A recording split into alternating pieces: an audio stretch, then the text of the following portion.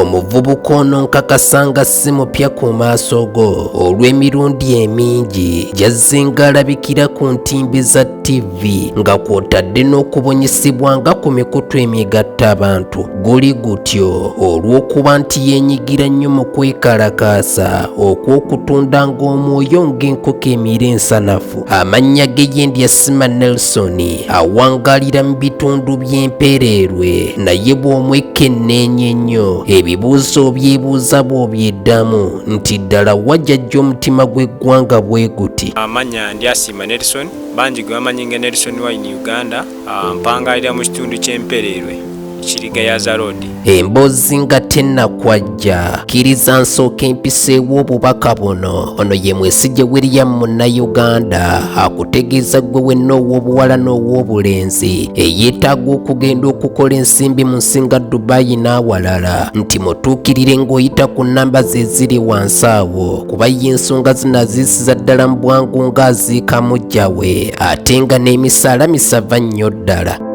Natudde ne Nelson ne tuluseetula bw'atyo naye kwe kulumviira ku ntono kukira wa kibuga atuuse we bajjula. Twatandikidde ku mbeera ya musindiikiriza okwenyigira mu by'okwekalakaasa. Olugero lwe ku mbeera eno yalunyumizza nga luviira ddala ku kabinja ka bodaboda ka 2010. Mu biseera by'akabinja kano abamu ku baakalimu baakwata pikipiki ye yamuleeteranga ku nsimbi nga kw'otadde n'omulimu gw'obwamakanika mu yajjanga obusente obwalejjalejja. Ekyasinga okunyigiriza mu 2017 waliwo ekibiina kye baayitanga 2010 ekyakulibwanga kitatta kyatwala piki yange yasooka mulenzi bamukwatirawo nateete nankubira essimu yali yange naye ngo oli agivuga misana nze sometimes ngivuga mu kiro nga nnyuse nga omanyi embeera y'okukasolinga.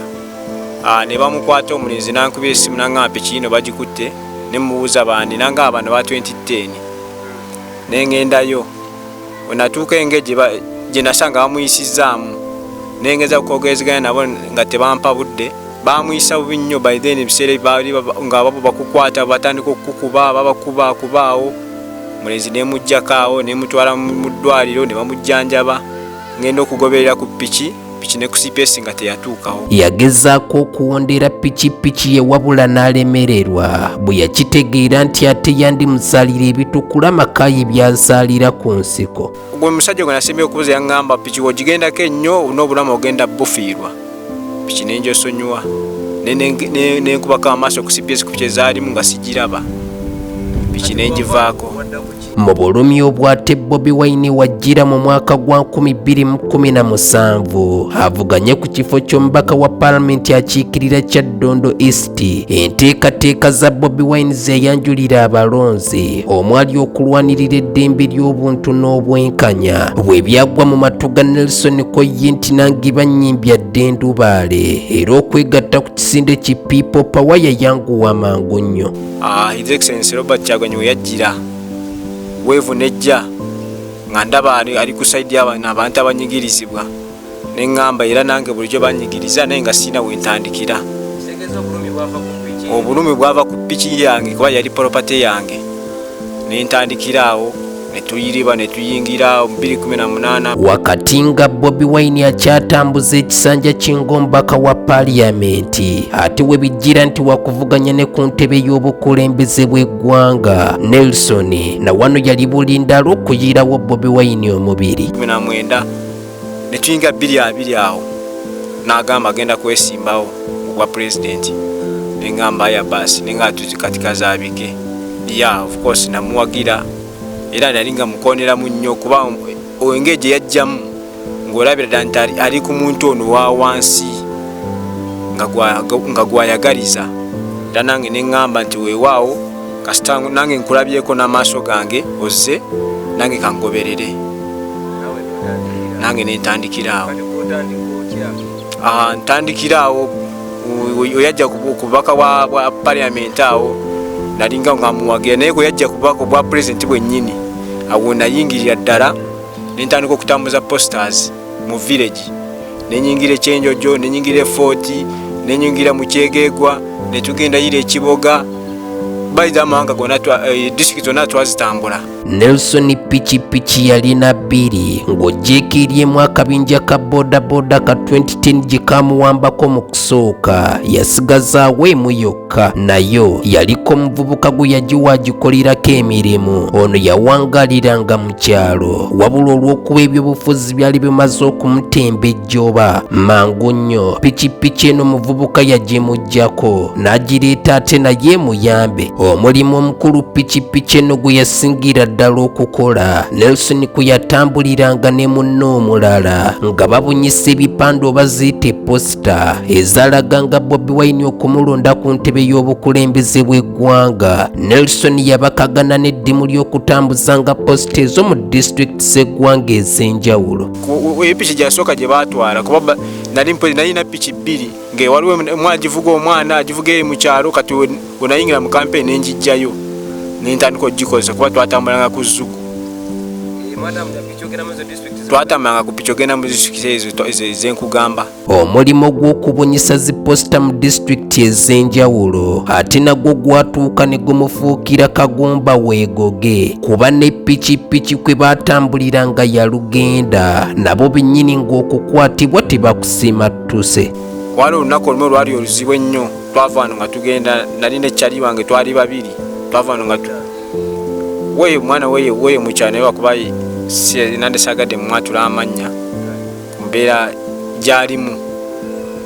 Ne tugenda mu kyenjojo tuuka ne tutambuza posters ne baagala tukwata ne bassaawo embeera ne tugenda mu fort ne tuuka ne tusaasanya posters. Kati twali tukomawo abasajja ne batusalako mu kkubo, patoza alinga 2 abasirikale ne batusalako amasasi ne gavuga nga bagamba mwe baani era ani abatumye, lwaki muleeta zino posters eno mu kyalo. Ne batuzoganya nnyo awo ne tuyingira ekibira kyeyi mu kyenjojo, piki ne tuzisuula awo ne tuyingira ekibira ne tukakatasa obulamu bwaffe, piki ebisigadde tunaabiraba oluvannyuma. Era we nali naakavaayo bwe nti awo we twagendera ye Kalangala, piki saaddamu girabako kuba navaayo nali naakava ekitalya. By then yali mu 2021 awo nengezako okubuulizaawo omusirikale awo yakuliranga DPC weeyo mu kyenjojo ne bangamba piki of course toyinza gifuna kuba ebyo ng'egyo bya bufuzi. Nangamba onookigendako ennyo ate naye yinza okukwata n'akusiba n'akugya mu ssente empitirivu. Nengamba ate awo kanjeesonyi kuba teyakoma ku olwo. Nelson era yali omu ku baakwatibwa mu bitundu by'e Kalangala. Kyagulanyi bwe yali agenze okunoonyayo akalulu ate olwo Nelson alunyumya aluddiŋŋana. Kyanga olunaku olulala naye mu kuziba bulwakyuka kuba buli bwe njijjukira bwe ndipa n'amaziga nga gampitamu kusinziira embeera eyaliwo nga tuyingira Kalangala lwe yalinayo laale. Lunaku lwe njijjukira bwe nti nga mpoya n'amaziga gampitamu ku mbeera eyaliwo kuba buli musirikale wa kika kyonna yaliwo, ow'amagye, owa city, owa poliisi n'abalina obusaale nabo baaliwo. Kuba nze nava mu ddondo gwe nti ganyaga kudduka nengenda omusajja ntunuzamu akasaale nengamba ate wano ndagawo, nengamba ati sikanfiire wano bannange we bali. Era ddondo nengivuukamu bwe nti nenyingira jafanga yaabwe zaalingawo zipaakize nga batadde mu zisipure batya gaasi buli kimu nga kiri awo. Ne batukwata ne batuvuga ne batutwalawo ku kapoliisi k'e Kalangala naye ng'embeera nzibu. Awo kapoliisi baatujja okuzaalisa nga 2 ez'ekiro naye nga ku bukuume bwa waggulu ennyo kabanga zaalinga kabangalinga 10, 5 mu maaso 5 mu mabega nga zonna zikuba obugombe. Ne batuyingiza ku feri awo ne batuteeka ku feri ne batujja ku kapoliisi ne batukomyawo ku feri nga batukomyawo ne Kampala ne batusibira e Masaka ku poliisi twamala ennaku nga 7 lwavaawo ne batutwala ku kooti naye ng'obukuume buli wali mwizo ga muli bayeekera. Okuva mu kkomera Masaka yalowooza nti bateereddwa, kyokka kyamubuukako bwe yalaba nga bazzeemu okukwatibwa ne babatwala mu kkomera eddala era mu bitundu by'e Masaka gye baamala ebbanga ery'ennaku 4 olwo ate ne baleetebwa e Makindye mu Kampala. Batuuka ku kooti ne batufuna abatweyimirira ate bamaze okutweyimirira ate ne baddamu ne batuwamba awo ne batwala ku prison saza prison ye Masaka ne batwala ne batusibirawo zaleta kunganya era lwatuukawo ne twatuuka ekisa ne tugamba ate bano abasajja bali kuki lwaki batubeeza wano ne batwadde beyiro ate lwaki batubeeza wano ne tutandika okubabuuza lwaki temutujjawo wane ne bagamba tugenda bajjawo tulinda baasi zijja tuba tukyali awo bwe tutyo tula baasi esooka ng'etuuse tugamba ya prison tugamba kirabikaawo awo tugenda waka baga tuvuga tuzze waka nga omanya embeera yaliwo mu biseera ebyo ne bajjame ne baasi eyokubiri naye neetuuka ne bajjayo empapula ne batandika okuzisunsulamu ne bazisunsulamu nga bakusoma erinnya agamba gwedda wano ne ngamba kikino kye tuliko kati ne baba nga batuvuga batuzza ku kooti ate olwatuuka baasi yasooka negenda ku kooti ate neyaffe neyerekera e Kampala era nabaaliwo mu biseera ebyo nga bala amawulire nanga yagamba baasi endala yabuze abantu baffe nasigale ku kooti nga balinze baasi eyokubiri era bagenda bakubira essimu nga tuyise wano ku rawundi awo e Masaka awo mu ttawuni nga twerekera Kampala ne bagamba ate baasi natujjala begenda Kampala era ku bunkege bakyali wetwanga kabanga ly'amagye kati nga poliisi tekyalina mulimu gwesa okukola waawo kabanga ly'amagye ne ziyinga zaali kabanga bbiri emu mu maaso endala mabega ne zituwerekera mpaka wano e Makindye ku military barracks awo e Makindye era awo twasola lunaku lumu enkeera ne batwala mu kooti maaso eya General Guti by then Guti yali mulamuzi waayo ne batuusaamu ekyasinga okumalako emirembe nga ndaba omulamuzi ate nga atadde headset mu matu nga yeetaaga kuwuliza byemwogera ku time eyo kooti ne bagiggalawo naye ng'abantu baffe babagoberera eri wabweru baaliwo nga bazze mu kooti awo kutweyimirira embeera nga yabunkenke nnyo. Omulamuzi wa kooti e Makindye yabasindika mu kkomera ekitalya eyo nayo gye baakulungula ebbanga n'okulonda ne bakusobwa.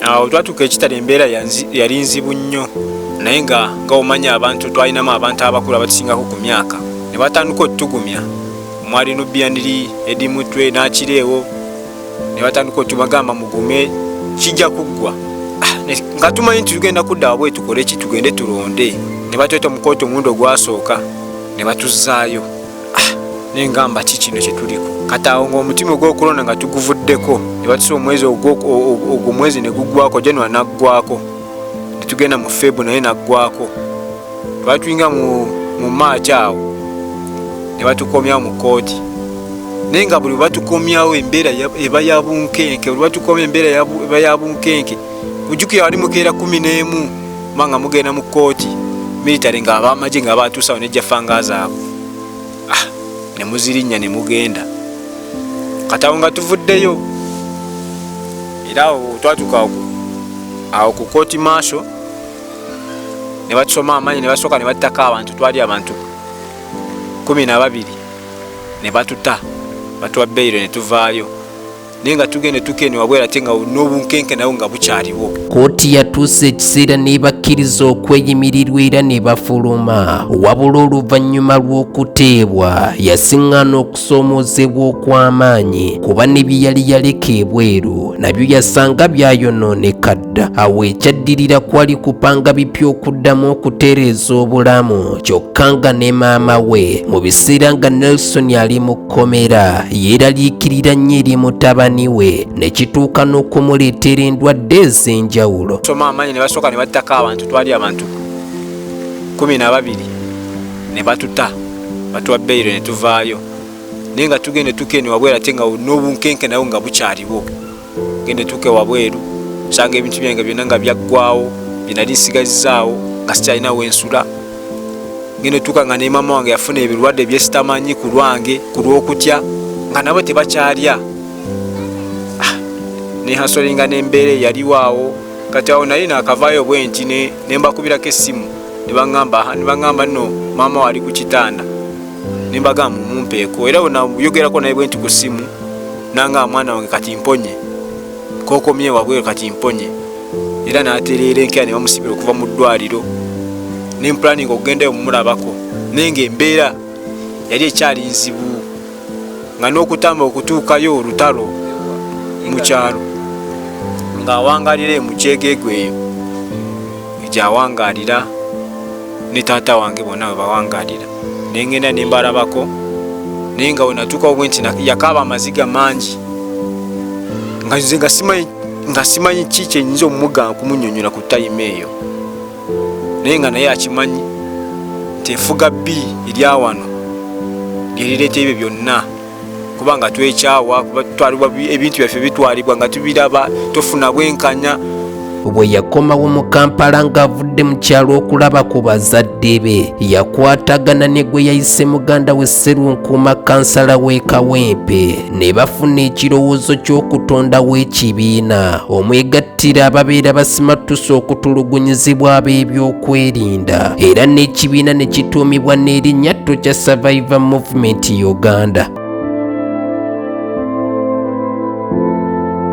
Tetuyinza kwebuuza mirimu gya kibiina kino kubanga enfunda nnyingi abavubuka abaasalawo okukyegattako tuzinga tubiirabirako n'agaffe nga bali amatereke n'abakuumaddembe. Emboozi eno mpanvu ddala nja kusaba osooka okkiriza ekitundu ekisooka nkiwunzikire wano. Mu kitundu ekyokubiri tuli baakutandikira ku mbeera eyabatengula okubakagana n'essanduuko y'abafu boolekere nayo ku kitebe ky'eggwanga ly'e Saudi Arabia. Nzi Jammeh Radio Uganda.